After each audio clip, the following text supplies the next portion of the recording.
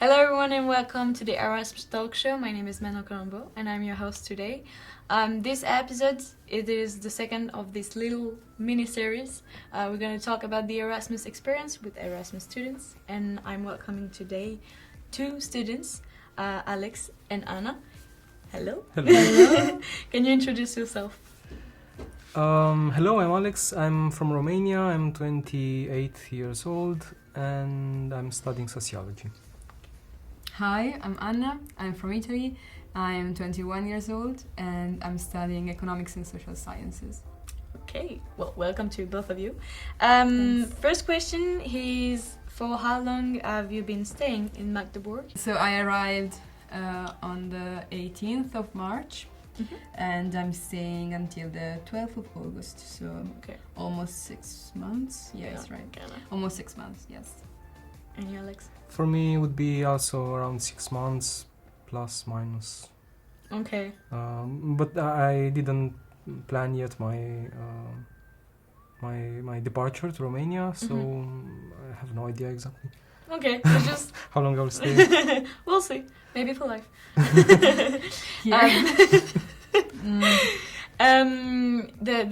The question 100 euros is, why Germany? I'm good. Okay, I'm going. Okay, So go. why Germany? So first of all, I already was in Germany like two years ago. I was in Berlin, and I learned the language. I improved the language. Actually, I already studied it like in high school, but like a school level, which wasn't that good, and I wanted to improve it, and I went to Berlin with that purpose. And then I also chose like my university based on also the German language, and I was just thinking, okay, there's another opportunity to improve it, and I chose Germany. But actually, living the Erasmus experience here, I actually improved way more like in English than in German because I never speak German here. Yeah. So the reason why I chose it is not actually was not actually put into practice.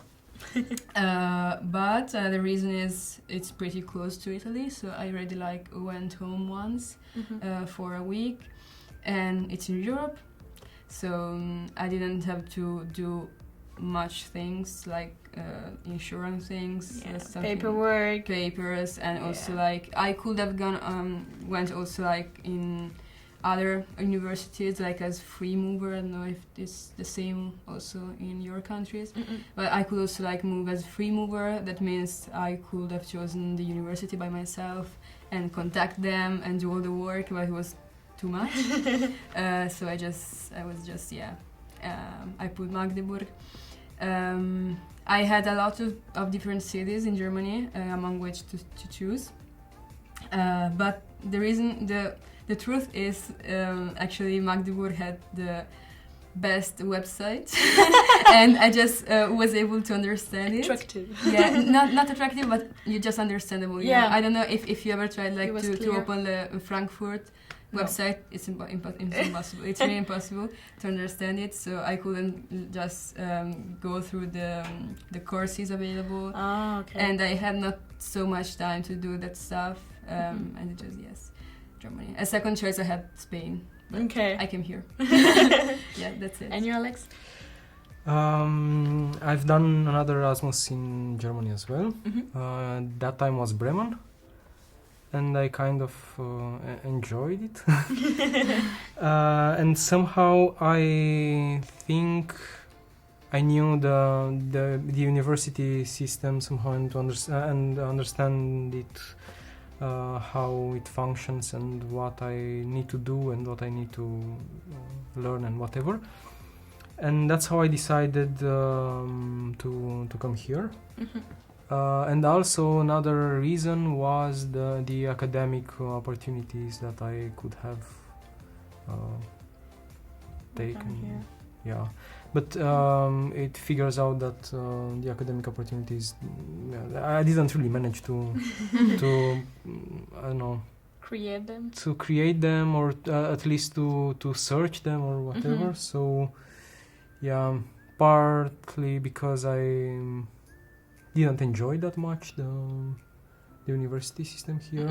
I mean, it's quite different than the one in Bremen. So yeah, that was my question. As you've been already to like other places in Germany, have you felt like as it was again something new, or did they have like similarities? Like, how did you feel about Magdeburg and Berlin and Bremen?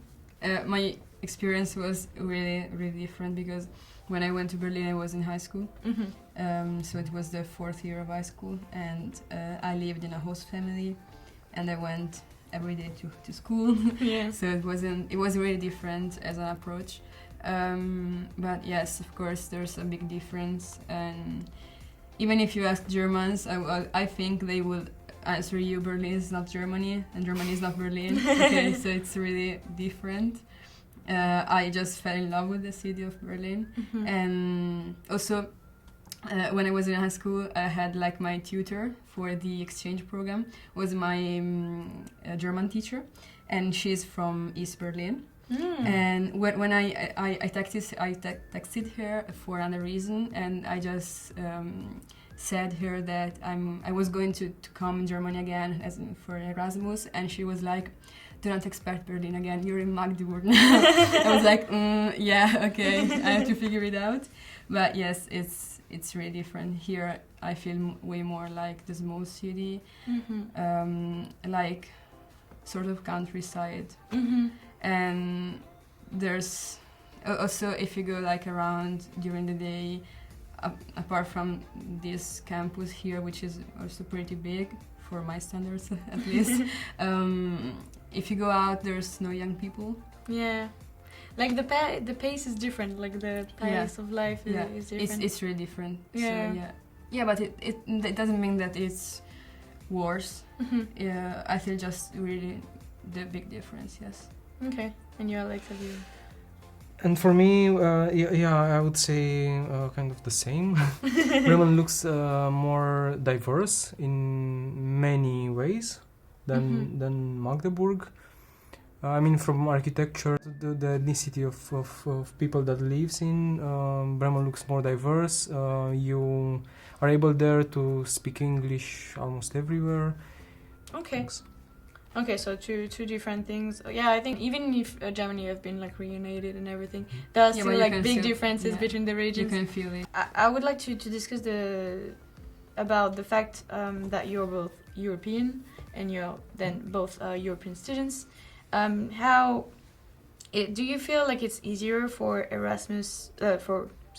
for European students to like make exchanges and to go to like, of course, to go to other countries it's easier, but like to do exchange programs, for example, for the university, like do you feel it's easier? So I feel it's easier when you like stay in Europe. It's easier just from a point of view. For example, I can speak about the exchange programs during the high school. From my experience, it was cheaper. It was faster. Also, like the more how do you say, administrative stuff. So the insurance things, also the cost of the flight. Maybe, the culture is more similar compared to overseas countries. But actually, I think nowadays there's also big opportunities to go also really further from home, and it's not that complicated, I would say. Yeah, I think like being a European student and moving around Europe with Erasmus program also is great. Also for the scholarship that European Union is giving. That is true. It's a big opportunity, I would say, yes. And it's pretty easy. Going in other continents, I think it's still a bit more complicated. Yes. Yeah. Okay. On accessibility. Yeah. It's, okay. Yeah. Like, what are your thoughts on that? I was thinking first of all about the like freedom of movement in Europe. Romania is not in the Schengen area, so it's not that easy to move to other European countries because you have to pass a border and it's quite complicated and you have to do a lot of paperwork and whatever. So this is a first level of difficulty. Of difficulty. Even though it's not that complicated somehow to go abroad, but still you would need to pass a border and whatever. Regarding the universities, you can apply for various scholarships and opportunities, let's say so, like Erasmus or other scholarships. Maybe sometimes can be improved. The process can be improved. So to have a scholarship based on your income, I would say. So to create a bit more of a redistribution. Because now it's like everybody receives the same amount of money, so people with a lower income or who comes from families with a lower income won't feel so motivated to go abroad because the scholarship cannot be enough to live in another place. To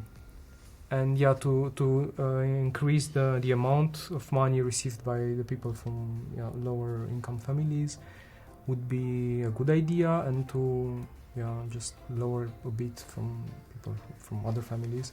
Let's say this would be an improvement and would make more easier to apply for these scholarships opportunities.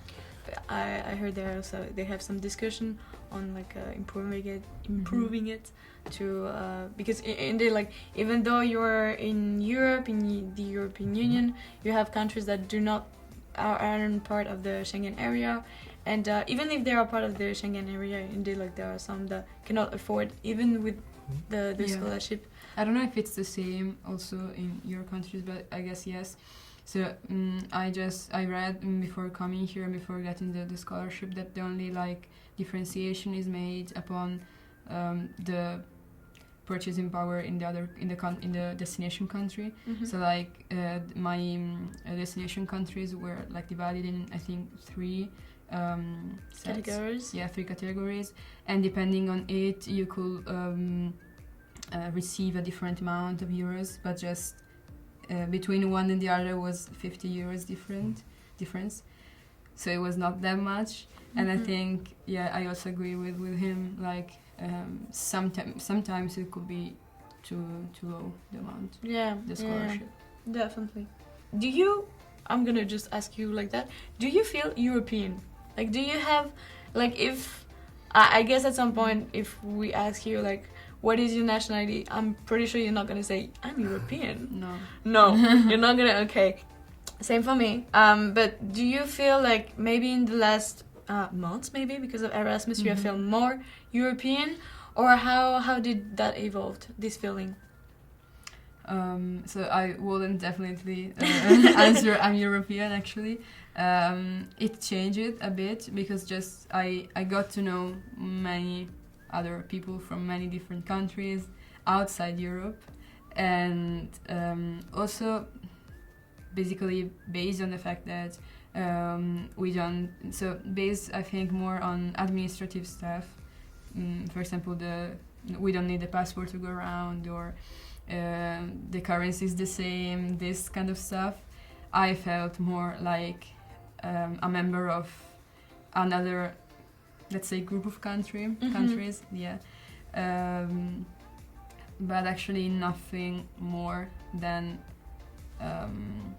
means of daily life, I would say. Then in my daily life in Italy,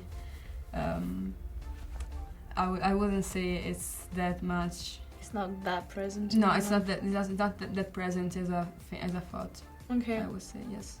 Maybe it's just also because I take it for granted. Yeah. also because it's Yeah. in our everyday life, and Yeah. as we were born, Because it's just more the like implicit stuffs, yeah. things we don't think about Mhm. every day when we do like daily stuffs. Yeah. So it's taken for granted. Yeah, I think I'm in the same mood. Like for example, we went to Prague, and well, they don't have the same currency in Prague, and that was something. Yeah, exactly. I was like, but for example, I don't even have a passport. Right Yeah, now. that's the thing. So I've never had a passport, and it feels weird, like talking to other people, like discovering there's something outside Europe.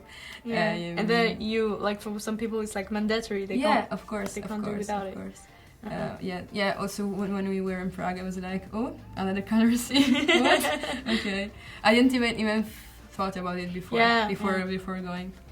Yeah, and so you, Alex, because Romania has another currency, right? Yeah. So it's another story.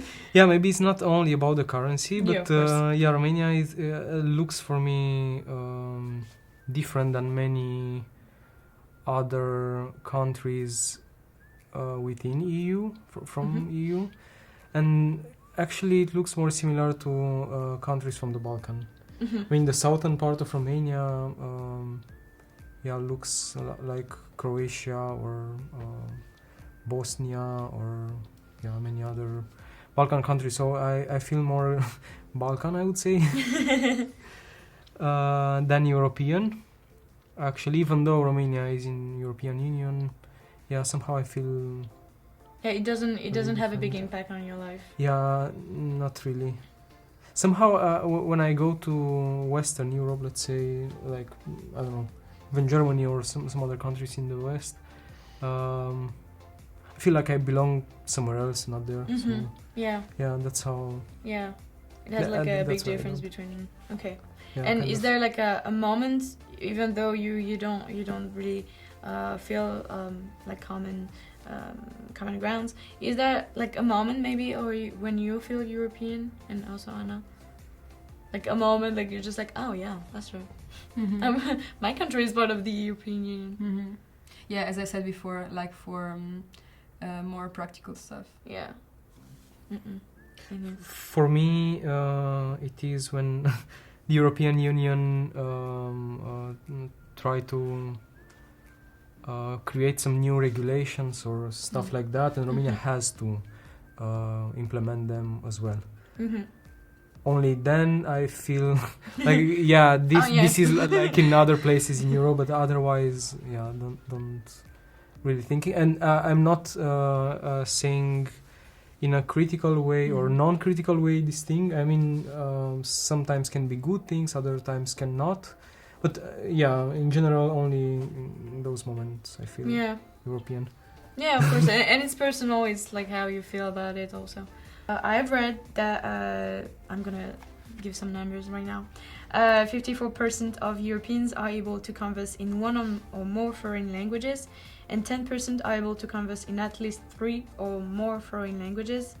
And the European Commission is working with the member states to meet an ambitious goal that would be to help young people to acquire at least 2 other languages. So. English generally and another language. Do you feel like it's for you a basic, let's say it like that, something normal to learn like multiple languages? Is it implemented in your countries or? Yeah, okay. So I think yes, actually from like middle school. So in Italy we have like 5 years of elementary school and 3 years of middle school and 5 of high school. From the middle school, everybody starts to learn 2 languages. So I think it's something really common, but maybe the thing that's not common is like the quality of the teaching. For example, maybe it's just my class, but I don't think so. Like in my class in the 5th year, which was the last one, I think just maybe 3 of us could do like the B1 level of German. Okay, yeah. In high school, I was in a linguistic school, and we had 3 hours per week of English, and it was the same of our school. So I was like, why am I in a linguistic school? I could also choose like a scientific one, it would be the same. But turning back to the question, yes, I think it's something common. And also something that could improve is like the offers of public universities as regards courses taught in different languages or foreign languages. Okay, and you, Alex? In Romania, I started studying French and English. English was the first language, and French the second. I've done my best with the French, but cannot really speak. So there can be done some improvements there for the second language, and also the school didn't really help me to learn English. Actually, the curricula in Romania includes 2 languages in the secondary school, and in high school can be 3.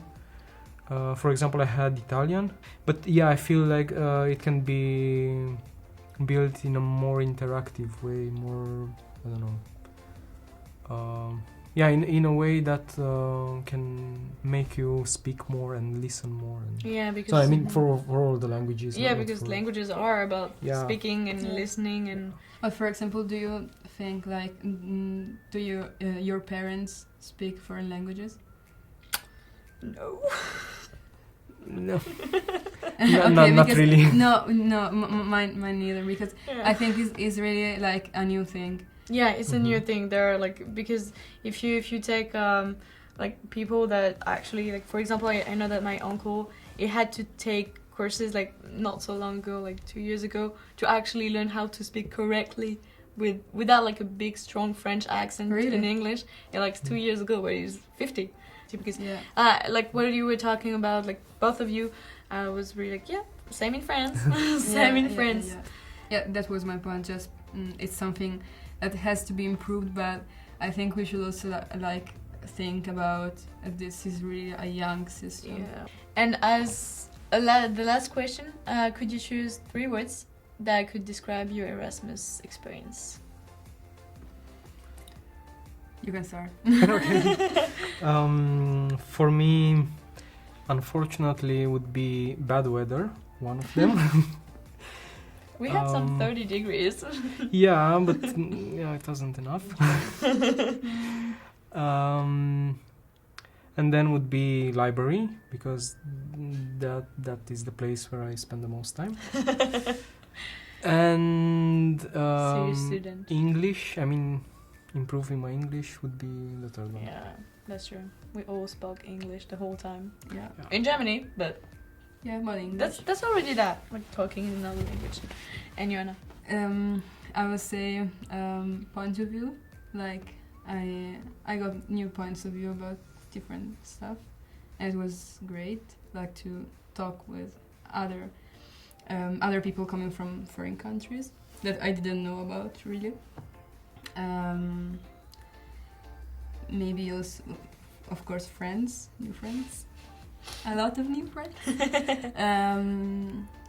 And I would say something like opportunity of start again, because I don't know, like going away from home, I've always like seen it as something like nobody knows me. I could do whatever I want. Now I'm always the same person actually, but it feels good like to start new friendships, new relations with somebody you don't know, and you could just take aside everything that you don't want to be. That's true. And be only what you want to. That is true. That is beautifully said. Okay, well, thank you for you two for coming, and thank you for you who watched this episode, and thank you for the audience. And I will see you for the next episode. Bye.